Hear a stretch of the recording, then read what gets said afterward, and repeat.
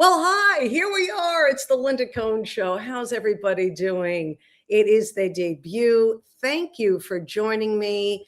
Really appreciate those who have already joined my channel, the YouTube channel at Linda Cohn Sports. You shared, you liked, you subscribed. We're going to have so much fun on this new venture, and I'm just so thrilled that you're taking this journey with me. I mean that. I really do. I mean, you saw the hashtag total freedom. That's what I'm going to have. It's my own show. I can do anything I want. So, and I will say anything I want. And I have this whole thing planned out, by the way, after the big thank you to you guys. But this is what's so cool about doing a live show and saying what I want. I mean, like I had breaking news right now. I mean, this is unbelievable. My former employer, ESPN. Apparently, this is not what I was going to lead with, but I'm leading with it. They're going to have a big layoffs as we speak, starting Tuesday, actually. All the reports are the bigger layoffs are happening Tuesday. You know, a lot of changes in this business. Okay. Things going, we don't know the reasons behind it. It's always financial though. And then I just found out like moments before I went on the air here is that my former colleague, and you see him everywhere and you have seen him past tense, have seen him. Ryan Clark, former Steeler, longtime NFL analyst for ESPN, was let go. And here's the thing. I mean, whether you like him or not, some say he's polarizing. We know why. There's some people that are not fans of Ryan Clark. He's always been great to me. And that's how I judge people, honestly, and how he is with other people of all levels. And he's always been great to those people as well. But anyway, he's been let go. The point is he was let go during NFL Live, the show. He didn't get to finish the show today. That's when he found out. He was informed that he is no longer an employee of ESPN. So that's the kind of stuff you're going to get here, and you're going to get my take right away. And that's an example. And that just happened. So again, thanks everyone for being a part of this. I have so much to talk about. I have so much to say. Why am I doing this? You're probably wondering. After 34 years at ESPN, and by the way, I worked even 10 years before that, various places, radio 7 days a week, places on Long Island and New York City, which I adored and loved. If it wasn't for my radio work, I never would have had the career that I've had and had at ESPN. And now in this, 34 years at ESPN. Yeah, we mutually parted ways. You know, the writing was on the wall after they closed down the LA studio 2 Mays ago. And last year was just like, you know what, I'll hang on and do absolutely nothing and barely get paid by ESPN as I decide what I really want to do. Because no one was going to force me to make a decision right then and there, having to uproot my life or whatever that is. So here I am. And now I have this platform. And again, thank all of you. And that I really appreciated everyone reaching out to me. I made a joke about, thank goodness I'm alive to get all these accolades. You know, we usually always see these positive, you know, hey, great job, Linda, you were amazing, you know, all that stuff. I mean, not everyone loves me, but most people love me. And it was just great to get that. And I can't tell you enough how much I appreciated that and enjoyed the big goodbye that I had at ESPN. And it wasn't the big bosses that gave me the goodbye, although they just probably put a check mark next to it. It was the middle management people, the Johan Castillos, all the producers that I work with, the colleagues that I got to see during my goodbye. So I really appreciated all of them. And that's what made ESPN great, the camaraderie. And that's what I'm going to miss the most, the people. All right, enough about ESPN, because that's in my rearview mirror. Enough about them. All right. That's just another chapter. Now I have this new chapter, and that involves you. And I think it's important to say that because from the beginning of my career, fan connection has always been so important to me. Why? Because I am a fan. You've heard me talk about that so many times. I say it because it's a fact. I love my teams. I love being a sports fan. I respect athletes, and I respect teams and organizations. And it really gives us something to look forward to, which is what I needed as a young kid with low self-esteem. I always needed something to look forward to. I also love music, but we can get into that another time. But this is why I'm doing it. Because people say, why are you doing this? Why aren't you playing tennis 5 days a week? You love playing tennis. You're such a competitor. I will not play pickleball ever. I'm going to keep my slate clean on that. I will never play pickleball. Not because I'm afraid I'm going to get hurt. That's not happening. But it's just dumb. It's ping pong on. I don't know why tennis players invest in pickleball. That really bugs me. But anyway, but I didn't want to do that. I wanted to talk to you guys. I wanted to connect. So as we do the show each and every Monday and Thursday, 6 p.m. Eastern, 3 Pacific, that's when we do it live. Of course, when you subscribe to the Linda Cohn channel, which is Linda Cohn Sports on YouTube, you can see the replays just in case you miss any of my rants or my takes on anything. But you can, at the end of each show, you can do it now, right in the chat box or whatever they call it, write some questions and we'll answer them. I'll answer them later on in the show. We'll pick a few that make sense, nothing weird, and I'll answer those questions. So that's how I want to keep that fan connection because that's really important to me. All right, where do we begin? Well, we already had an unexpected beginning, right? But of course, I want to talk with FIFA World Cup. Now, I'm not going to be a fraud. I'm not a soccer gal, all right? I appreciate those who love the game. I really do. I respect those who love the game. I respect these incredible athletes who play the game. I just can't get into the game. I'm not going to sound like everybody else. I'm not going to do a pile-on situation. I know Argentina didn't have a shot in goal, and I watched for the first 90 minutes of regulation. You know, I'm a hockey gal. I just don't understand that. That's just, there's no flow to the game. They say it's a beautiful game, but until they clean up the embellishments, the stoppages, the clock mismanagement, the adding time, and I don't understand it. I don't care how many analysts explain it to me. I don't understand it. I just don't, this just seems to be theatrical. There's more theatrics than actual game playing. There were moments, obviously we had to wait a long time for those moments. They came at the end and they were something. But let's remember this, the goalkeeper, Martinez, I think his name is, for Argentina was sensational. I think he made like 10 saves. That's kind of a big deal in a World Cup match, especially World Cup final. This could have been a blowout. So it wasn't like, the score was not an indication of the dominance by Spain. Spain just was Spain. I mean, we knew what they were. We found out what they were. I'm not going to dissect it for you. All I know is this. I got a lot of things accomplished during regulation time of this soccer match. I did my laundry. I took out my dog Babs a couple of times. I cleaned out my closet. I'm serious. It was all in the background, the game. I didn't miss anything. The only time I stood in front of that TV was when regulation time ended.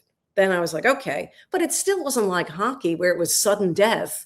You know, there was just too much minutia. But I'm not going to keep it on the negative. I want to turn to the positive of this. And there's a lot of positive. Let's talk about the FIFA World Cup, this amazing event being in our country, in the United States of America. 39 days. It was a success. Why was it a success? Because what I loved is how it brought, I'm not going to be corny, this is what I saw. This brought the country, this brought the world together. There were so many people who came to our country to watch these matches from all over the world. And let me tell you, they heard horror stories about this country. They heard people are mean here. They heard awful things about the United States of America. But what did they find out? The exact opposite. Sadly, they were believing what their news media outlets in their respective countries were telling them about this country. And then they found out those respective media outlets were wrong. We Americans love our sports. We Americans are passionate about our sports. We as Americans learn to love other sports and be just as passionate. Hey, it was fun for, the U.S. men's national team for a while until they laid an egg against Belgium. We were all in. But then some of us still lingered after the U.S. was eliminated. But the point is, a lot of people who came from other countries to come here to watch the World Cup left to go home, and they had a different perspective, I believe, of this country and the people and Americans that are in it. And that, I think, and that I know, was a positive of having the FIFA World Cup here, at least in the States, and obviously in other places. And, I live in Los Angeles. I used to live in New York, MetLife Stadium, although they call it New York, New Jersey Stadium now. That really threw me off. It's Giant Stadium, actually, really. And then, of course, SoFi Stadium. The people were loving it out here. So it was wonderful. That was what impressed me. I'll tell you another thing I take away from it. After this was over, the 1-0 victory by Spain, congrats to Spain. Seeing Lionel Messi after this ended, so emotional, looking around, tears coming to his eyes, crying, all of us not knowing if this is the last time we're going to see, let's face it, the greatest of all time in this sport, one of the greatest athletes of all time in any sport. Is this it for the 39-year-old Lionel Messi? But watching him get teary-eyed, really, I was blown away by that. And I just want to read you a quote. I don't have the audio, but I just want to, I think it's worth reading, what he said. A lot of things after the loss, but this one really hit me. He goes, sometimes football gives you the perfect ending, and sometimes it gives you a painful chapter. But I learned that greatness is not only measured by lifting trophies, it is also how you stand when your heart is broken. I mean, that resonated with me. And he said what really broke him up, and I think it was the trigger point for him, is when the fans, the Argentina fans, the Argentines that filled that stadium yesterday were chanting his name, how much they love this man and what he has meant to them. But it gets even better. That's not all that had me close to tears. We all heard about the young 19-year-old from Spain, Yamal. We saw that cute picture, by the way, of a young Messi bathing a younger Yamal when he was a toddler. That was a crazy picture. But at the end, Yamal, when he should have been celebrating a lot with his teammates, which he did, he looked over and he saw his idol, Lionel Messi, broken up in tears. And this is what he said post-game. Yamal, he goes, I grew up idolizing Messi, and winning the World Cup should have been the happiest moment of my life. But when I saw Leo standing there after the final whistle, my heart broke for a few seconds. I forgot we were rivals. I just saw the man who made me fall in love with football. So I went up to him because no legend should leave a stage like that feeling alone. That was Yamal, who went over to Messi and gave him a hug. Leo was actually sitting down, just really distraught. And when he saw young Yamal come over to him, he stood up and they embraced. And these are the scenes, these are the moments that I will remember from this World Cup. Bringing the world together over a sporting event, and then these words, these scenes, and there was so many other storylines, but these resonated with me. And that's what, isn't this why we love sports? We don't have to have a dog in the fight to understand why this is so important and so significant, and why the years might go by, the decades might go by, but we still love our sports. And there are always new stories to hang our hats on. And this was something. And I really hope Messi sticks around, because he's something else. It's too bad his team didn't support him. They didn't put him in any position for him to make an impact or make this a game. But congrats to Spain. But here's another takeaway from this whole FIFA World Cup that I want to get into. I want to get into San Francisco 49ers tight end George Kittle. Kudos to George Kittle, one of my favorite players. George Kittle spoke out a few days ago, maybe a week ago, while this thing was going on. And he said, listen, these NFL owners, they are replacing the turf with natural grass in these stadiums for these World Cup players. Why are they doing that? So they won't get hurt. Why aren't they doing that for NFL players? Why is there a single stadium? And now here's me paraphrasing. Why is there a single stadium with the fake stuff, with the turf, where there's scientific evidence that these players in the NFL have gotten hurt because of the turf and because they don't play on natural grass? And George Kittle was the first to really speak out on it during this World Cup extravaganza. And there are many players that have followed in line with George Kittle who have since spoken up. The Caleb Williams of the world, Patrick Queen. There's so many others, Jonathan Taylor. So many players have spoken up and saying this is not fair. And Tucker Kraft also, Solomon Thomas. I mean, I could go on and on. Laramie Tunzel, all speaking out. And then the NFL Players Association, they spoke out, as they should, to help their players and support their players. I'm going to read you their quote. You see it on the screen from the Players Association. The temporary installation of natural grass field for the World Cup is a choice by certain NFL team owners to do for soccer players what they refuse to do for NFL players. It's no longer a question of capability. The technology exists, the expertise exists, and the resources exist to install the high-level grass fields that our players overwhelmingly prefer. So they used to make an excuse, as George Kittle mentioned, as well as the Players Association, that, oh, it can't be done. It cannot be done. It can be done. It exists. I'm with these players. I'm with the Players Association.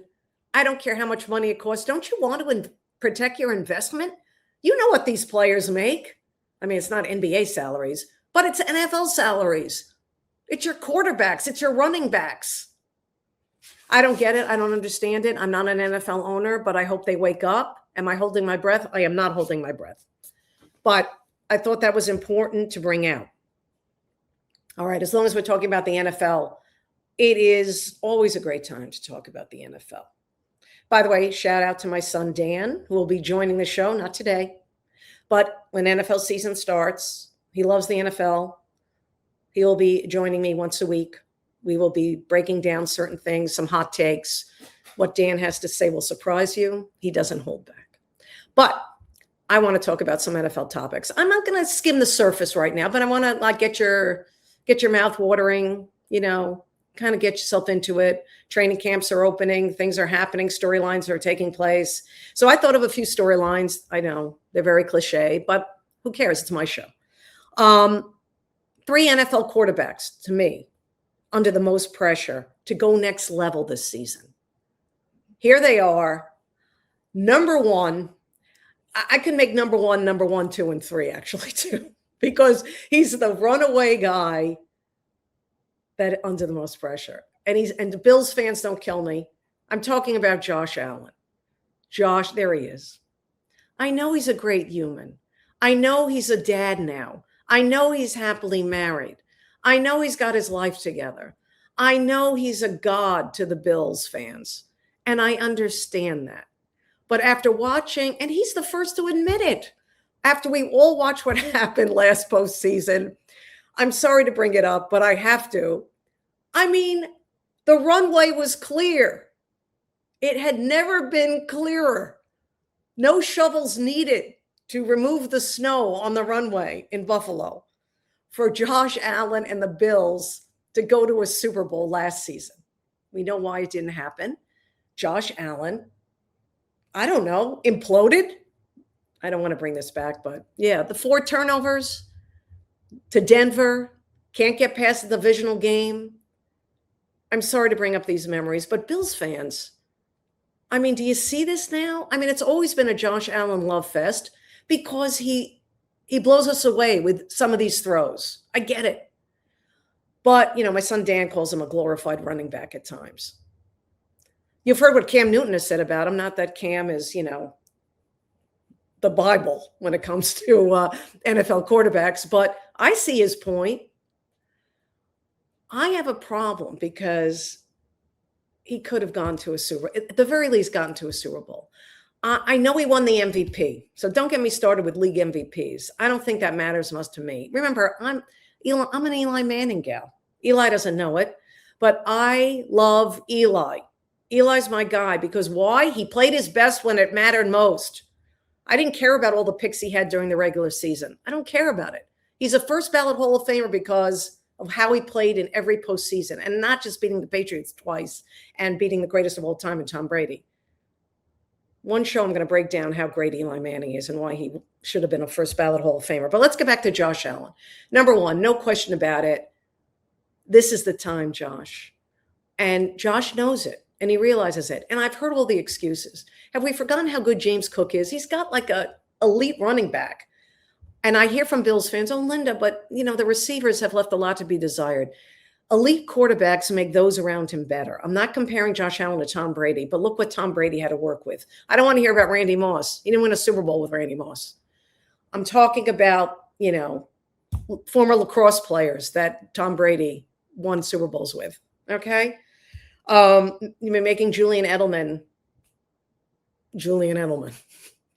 So great quarterbacks make those around him better. He had many opportunities last year. I'm not dumping on Josh Allen.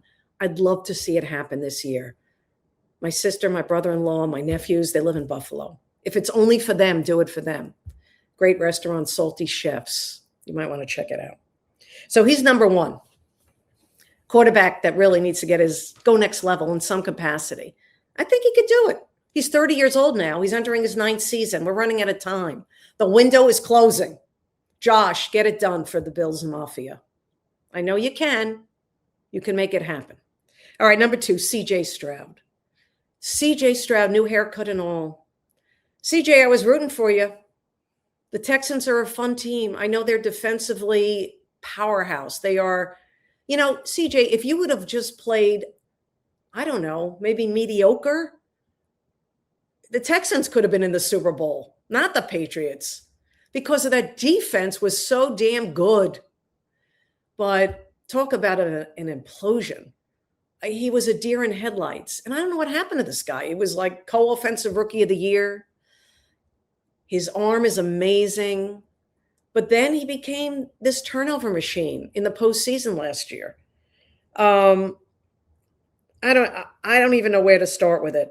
But I think for a guy like C.J. Stroud, you can go from like caretaker to playmaker.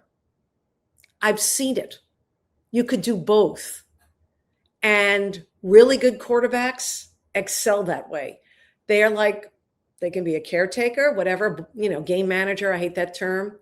Caretaker to playmaker. C.J. Stroud is capable of doing that. We've seen it.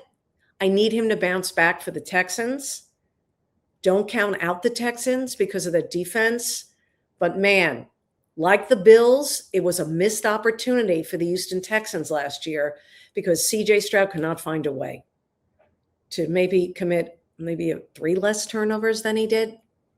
I don't know. That was a disaster. Number 3 quarterback that this could be out of his control. And I worry about this guy.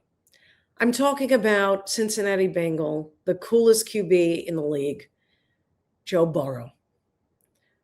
Joe Burrow, he does love the limelight. We saw him at the FIFA World Cup final. We saw him at a UFC match like a week earlier. He's always where it's happening. Where Bengals fans want him to be is on the field for all 17 games. He gets hurt so much. Remember that old game? And I know this game, Emergency, with the thing you have to press and it would go everything wrong with a guy. I don't know. I can't explain it well, but I just remember the guy's little red nose. It would light up with every injury. I mean, Joe Burrow, we know the list. Knee injury, toe, ankle. I mean, it goes on and on. Every year it's something, but he always comes back. He's won Comeback Player of the Year, not once, but twice, because he gets hurt all the time. He's gone to a Super Bowl. We know it. We know how talented this LSU guy is, Joe Burrow. But it's time for another one of those comebacks because he's coming off that toe thing from last year. He tried coming back. He worked hard to come back, but the Bengals were already out of it. And they could win the division. That division is up for grabs. And with a healthy Joe Burrow, and they need him to be 100% healthy, all 17 games, the Bengals can win that division. And then who knows? Because we don't know what's going to happen in that division with the Steelers, Lamar Jackson. Now, some might say, Linda, why didn't you put Lamar Jackson up there? Well, he's got a new coach. Every year it's a different offensive coordinator, feels like. Well, I'm a Lamar Jackson fan as well. I could have put him there. I could have tied him with Joe Burrow for we want to see more, but I didn't. I'm going to wait and see with Lamar. There's a lot going on there. At least Joe has the same coach, even though Bengals fans want Zach Taylor out of there. We didn't even get into coaches on the hot seat. All right, enough with the quarterbacks. Let's get into 3 NFL teams I need to see rebound. All right. Kansas City Chiefs, they had a great excuse. The legendary Patrick Mahomes. We know what happened to him in week 15. It was devastating. They lost him. But before he was hurt, it wasn't good. They weren't winning the close games. Nothing was going on with the Chiefs. They were losing the tight games. Mahomes' receivers were dropping his passes. Mahomes was whining a lot, complaining to the refs. It just was a bad look. I didn't like what was going on. And then karma hit him.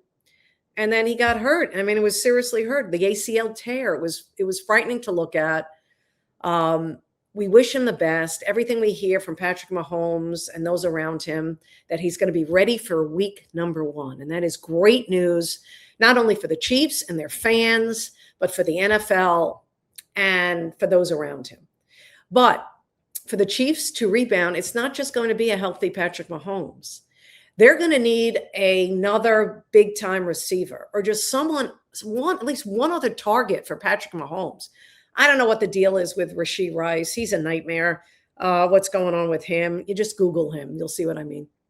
There's some guys out there that the Chiefs can go get. I'm not good with math. I'm not good with the salary cap. I'll tell it to you right now. But Deebo Samuel from Washington, he's available. I like him in a Chiefs uniform. Jordan Addison from the Vikings, he could be available.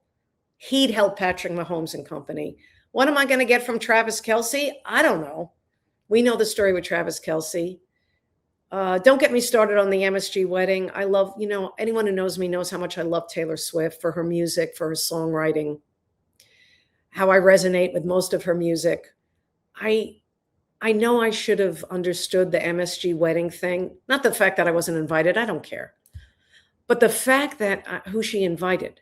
But let's get back to football, because already people are saying, Linda, don't go there. I won't go there unless you want me to, but I won't go there. Travis Kelce, what does he have left? This is going to probably be his last year. I hope he stays healthy.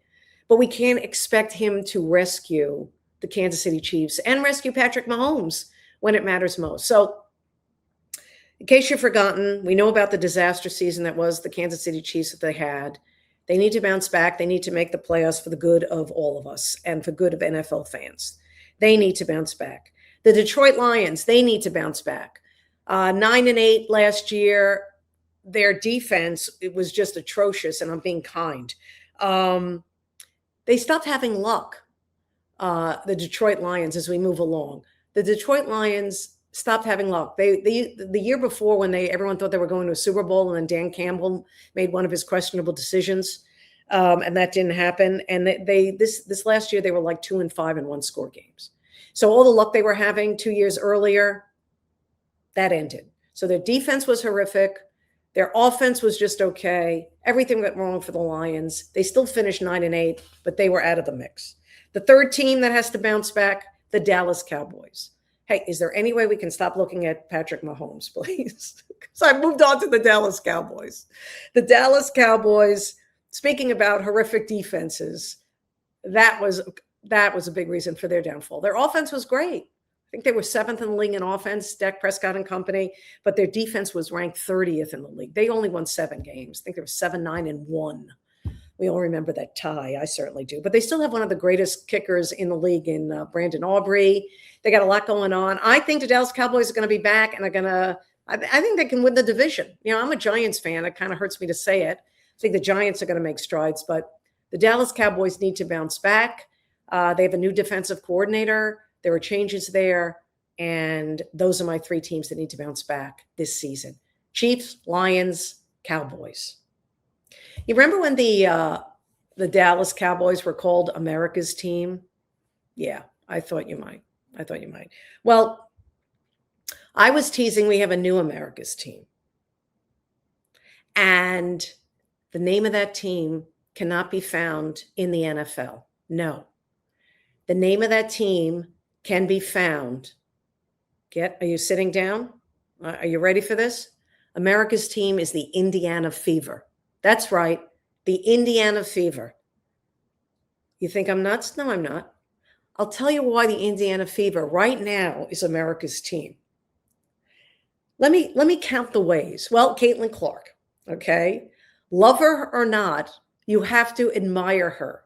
She's incredible. She just came off this record-setting weekend, back-to-back games, 45 points, 10 assists, the whole thing, this number of steals, 4 steals, 2 blocks, like only 5 players, WNBA and NBA. She's the only WNBA player to do it.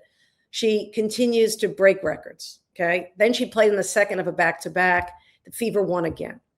The Fever is must-see TV. I'll be honest. I'll sit there on my couch. Like I have the YouTube live, whatever it comes up, the channel, not YouTube, but, YouTube, whatever the hell it is.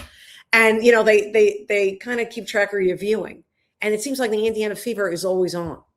And when I know they're on, I'm like, oh, let me check out what's going on. Okay. That's what the Indiana Fever is to a lot of people who cannot name another team in the WNBA. Here's another reason why they're America's team. Not only Caitlin Clark, but Sophie Cunningham. Sophie Cunningham, of course, Miss Finger Pointing, amazing. Every time I see this pic, I crack up. She goes viral. It's amazing. It's probably one of my favorite memes of all time. She's very likable. After doing back-to-back games, on Friday and Saturday, she was at her camp for like 300 kids, by the way, signing autographs and taking pictures with doing the point with these little kids. Took pictures with every one of the 300 kids at that camp, by the way. Very impressive. But anyway, very likable. People love Sophie. Just seems to say the right things, do the right things. I don't know. But this team is also polarizing. Their coach is not like really great. Her coach, people don't like her coach, Stephanie White, not that great. But the comparisons to the Dallas Cowboys when they were labeled America's team, let me go through it. Both these teams, huge fan base, right? Huge fan base, right? Cowboys have a huge fan base. Indiana Fever, huge fan base. Sell out. They sell out on the road. Forget the home. They definitely sell out at home. They sell out on the road. Cowboys always did that. When they hit the road at their, when they were really good, always sold out road teams, okay? Dallas Cowboys always have a huge group of people rooting against them. Indiana Fever always have a huge group of people rooting against the Fever. They always want them to lose. Polarizing, just like the Dallas Cowboys are. And third, but not least, what the Indiana Fever have in common with the Dallas Cowboys regarding the label of America's team? Simple. They always get national attention, whether it's on ESPN, whether it's on any of the streaming networks or platforms that the WNBA is seen on. They get the most attention. The schedule is kind of coordinated around the Indiana Fever and especially Caitlin Clark. And then this was interesting to me. This came over as we were talking about the Sophie Cunningham pointing thing. The WNBA Players Association came out Monday, today, and they decided this. They came out with a statement that it will not allow partner brands to the WNBA to monetize Sophie Cunningham's viral point, saying, quote, it generally does not feature or look to monetize player conduct from a confrontation between our members. Sophie Cunningham, though, can still independently license this moment of the point. If she hasn't already, I hope Cunningham does that and cashes in and makes tons of money. So, Indiana Fever, At the moment, as we speak, they are America's team. Next topic. I'm telling you something. I cannot believe it. My dog Babs is drinking water, so that's my cue to drink water. If you would have told me 20 years ago, 15 years ago, 10 years ago, 5 years ago, 2 years ago, last year, that Tom Brady, the greatest of all time, the GOAT, the guy who anything that comes out of his mouth, so inspirational, his work ethic, everything that allowed him to put himself in position to win 7 Super Bowls, to end the argument of who was responsible for the New England Patriots dynasty. Was it him or Bill Belichick? Even though Tom never admits it, it was Brady, because he took just 1 year to go to Tampa Bay and win a Super Bowl. That he would want to get involved, not become a manager, not anything like that, but to become involved with the WWE as a combatant, as a fighter. I mean, there's a picture of him looking like The Undertaker. This was at that Fanatics Fest, which was a big success. He is so into this. Somebody should check on him. I don't understand this at all. And then at the Fanatics Fest a few days ago, I'm sure you saw it, I'm sure you heard of it, he gets into it with WWE YouTube influencer, the famous Logan Paul, and he had an altercation with Logan Paul where he slapped Logan Paul. At the Fanatics Fest, they were on stage together. I mean, it actually had to be broken up by Karl Anthony Towns, among others. You know, Jalen Brunson was in the crowd watching this. I mean, what's that about? I mean, there you see it now. I mean, it's obviously was staged. And this has been an ongoing series of things with Logan Paul. It started at a Fanatics flag football event back in March. And then this happened a few days ago with the slap. And then at the FIFA World Cup final, they exchanged middle fingers, Logan Paul and Tom Brady. So it's obvious he has made it known. I mean, Tom Brady, he's made no secret of his interest in pursuing a career in the WWE. I think he's waiting for the president of WWE, Nick Khan, if he hasn't already, to contact Tom Brady and see if they can set up something. But my question is, why the hell would he want to do this? No offense to the WWE, no offense to their fans. But everything about Tom Brady to me before this was like, I don't know, the greatest of all time, classy, saying the right things, inspirational. Now all I feel is cringy. So I'm going to bring in my producer who loves the WWE. He handles a couple of podcasts with the WWE. His name is Dominic D'Angelo. And you're going to see Dominic pop up once every blue moon here. And there he is. And what's up? What's up? I'm going to ask you because, you know, make it make sense for me, make it make sense for our viewers. What the heck is Tom Brady thinking? And why is this a good thing? Well, so I don't know exactly what Tom's thinking in regards to doing all of this, but we have seen a lot of celebrities in the past and athletes, even just as this weekend, and you saw it too. Yeah. Jalen Brunson and Karl Anthony Towns get involved in WWE's Saturday Night's main event at Madison Square Garden. They were used as baby faces, which means good guys in pro wrestling terminology. Thank you. Tom Brady, he's I like Tom Brady, and that's hard for me to say as a Jets fan, but I do like him. But he is a natural bad guy, and a bad guy in wrestling is called a heel. So him going up against Logan Paul in the WWE is already an established heel, and he's part of a faction called the Vision. And they've kind of been a little fractured from a creative standpoint. From behind the scenes, it's not really clicking with fans and stuff like that. So why Tom Brady is doing this, I have no idea. But I do think that WWE should implement him and make him a heel, because he could be a top bad guy for WWE, even if he's not there all the time. Right. So is it good for him to do it? Right now, I love Tom, but Yeah. he kind of looks like a dork doing all this too at the same Yes. time. You know what I mean? So it is a little polarizing. I can understand casual fans or non-wrestling fans being like, what the hell are you doing? This is stupid. And pro wrestling fans themselves, they will be automatically against Tom Brady because he does not fit the bill.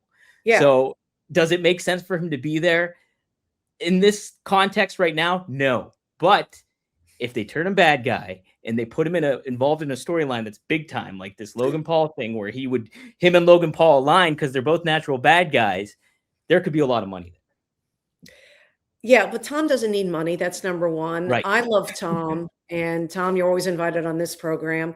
But there must be a method to the madness, Dominic. And I will trust Tom. But I think if I was advising him, I would say, please don't do this. I mean, don't go all in. I could see you managing a fighter. I could see you, kind of checking it out. I could see you in the front row. I could just like celebrity show up for UFC and all of this. And if I was going to guess, I was going to guess more UFC for Tom Brady, not to be in the octagon, but to be more, hands-on. But this has come out of nowhere for me. I do think it hurts his legacy. Maybe I'm old-fashioned. I'm not even a Patriots fan, as you know. I'm a Giants fan, but I don't know. I think Tom should be in a bubble, but he's changed. And unless his kids are like diehard WWE fans, which I don't think they are, but I don't know for sure, or unless he's doing it to impress his kids, maybe that's all it takes. He's a good dad from everything I've heard, Dominic. So I'm going to give him right now a benefit of the doubt, but I'm going to go on the record and saying, I wish he didn't do it. And, when Logan's brother Jake is telling Tom, look out, your head better be on a swivel, it concerns me because he has a pretty head. I don't want anything ruined to Tom's head. So, and he's got this other job, he has to focus on the NFL. So it's weird. I never saw this coming. I just can't believe this is happening. When I first saw the slap, I really thought it was an AI thing, Dominic. I couldn't believe this was real. Oh, it's real. Well, not so real, but real enough. Right. Real in WWE standards, like everything. Yeah. But anyway, that was crazy. So this is a story we will follow and talk about because Tom is going to let us keep talking about it because apparently Tom Brady, he doesn't mind being oversaturated. And it's been nonstop since that Netflix roast of Tom Brady. He's turned into an alien of another sort. Someone has cloned Tom Brady because since that Netflix roast, he is a different human. I'm convinced of it. I'm going to get some scientists to look into this because my head is shaking about this. I just don't want him to ruin his greatness. And that's how I feel about that. All right, Dom, thanks for chiming in. Let's keep this going. All right. It's time for this this part of the program. I like to call it Linda Unleashed. And it's something I saw the other day. I think I saw it on Saturday. And it involves Anthony Rizzo, former Cub great, part of that 2016 championship team of the Cubs. And they were celebrating a 10-year anniversary. And Anthony Rizzo was there at Wrigley Field on Saturday, taking part in that celebration. And then after the celebration, he took his seat in the right field bleachers with his wife and his toddler son.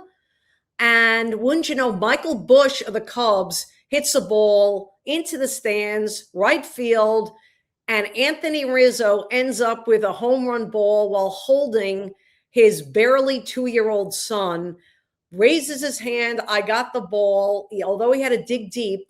If you notice, when you first see this video, the kid's head almost bangs into another person who was also grabbing for the ball.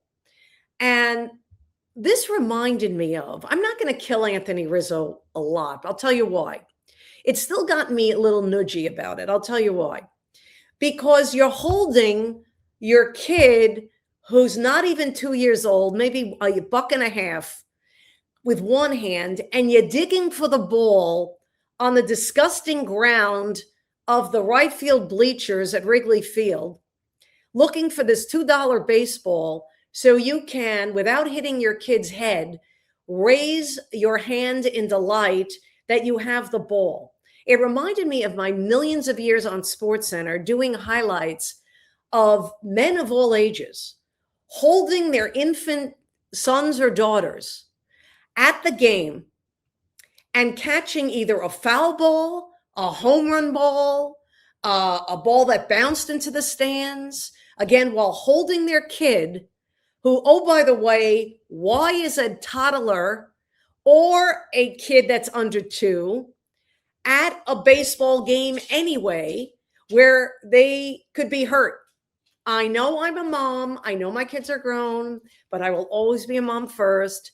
And I'm like, when I always did SportsCenter highlights, and of course in SportsCenter, they always showed it, the idiot with a kid in one hand and the ball in the other. Look at this great catch. Oh, my kid. Oh, he's still okay.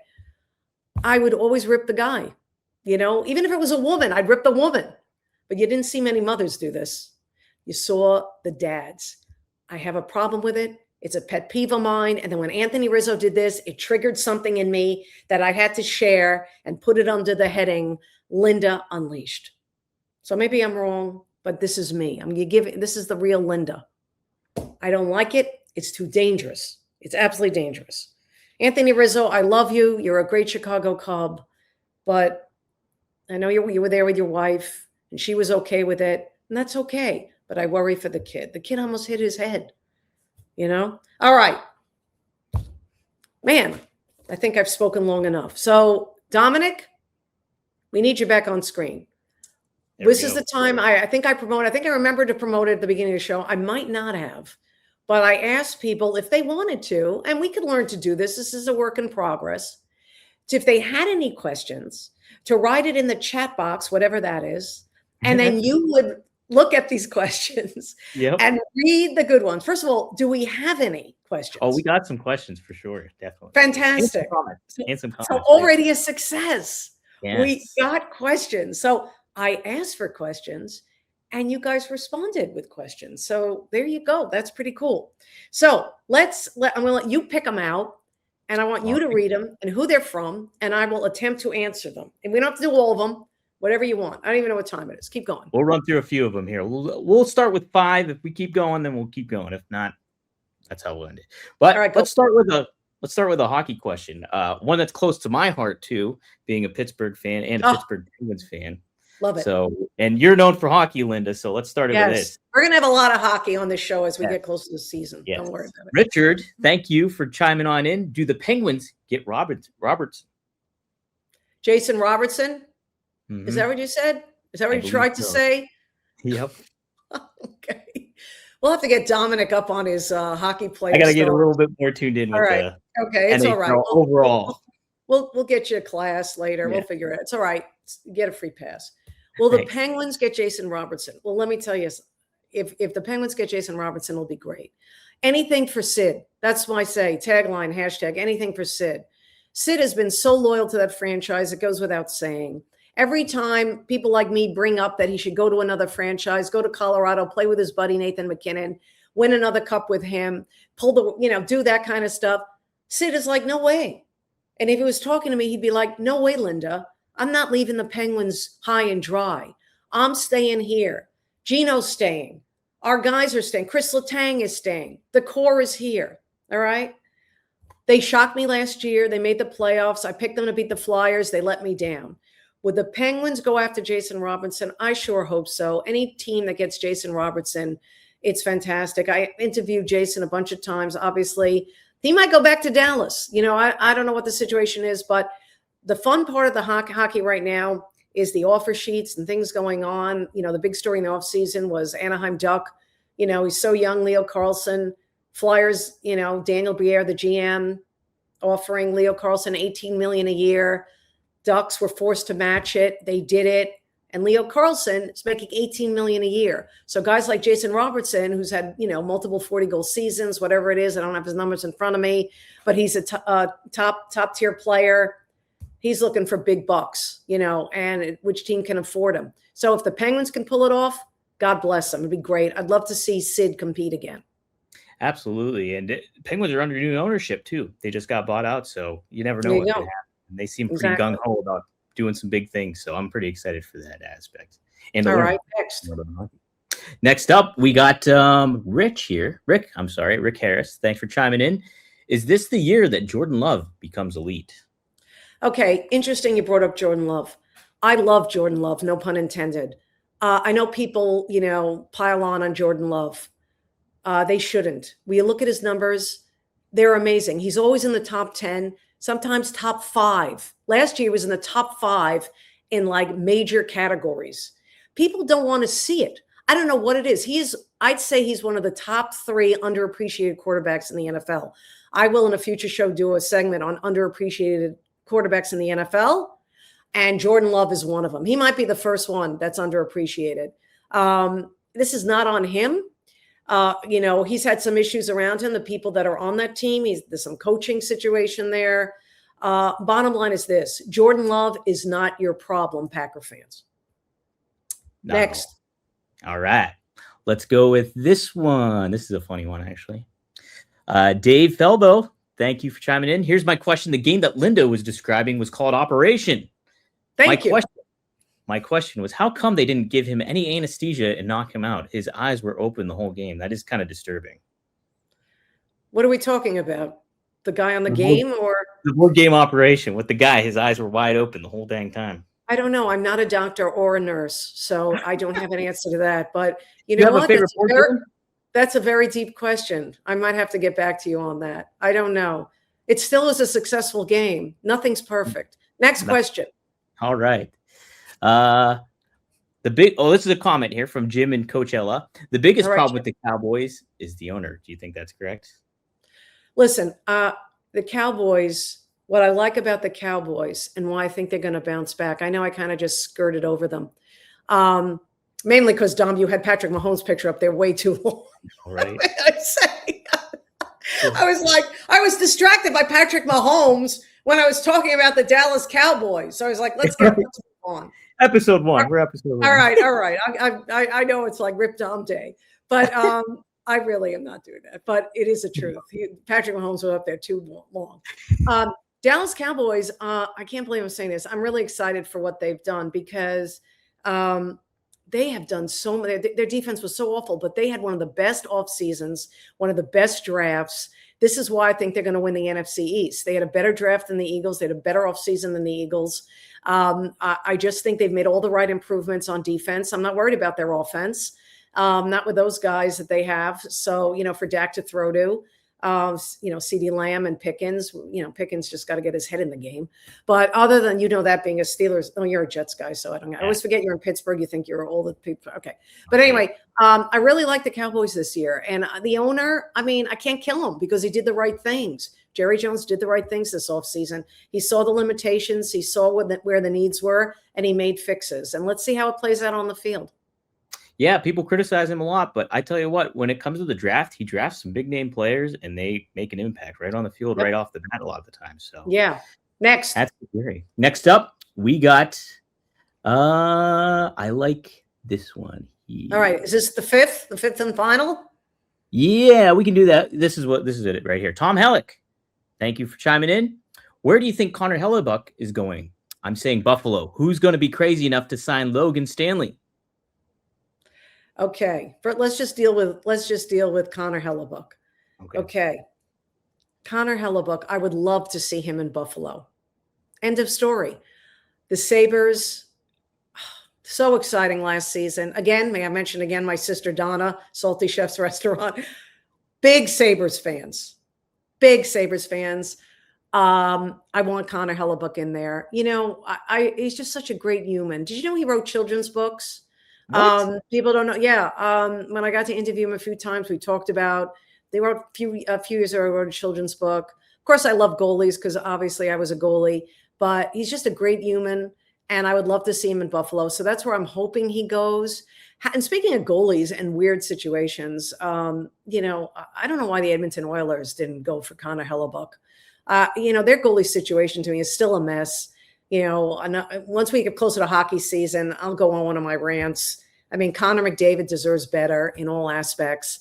Speaking of loyalty, I don't know if he's going to be as loyal as Sid has been, because at least the Penguins and throughout the years, the different ownerships and all of that, all they wanted to do was win and did the right things so the Penguins could win as many cups as they did.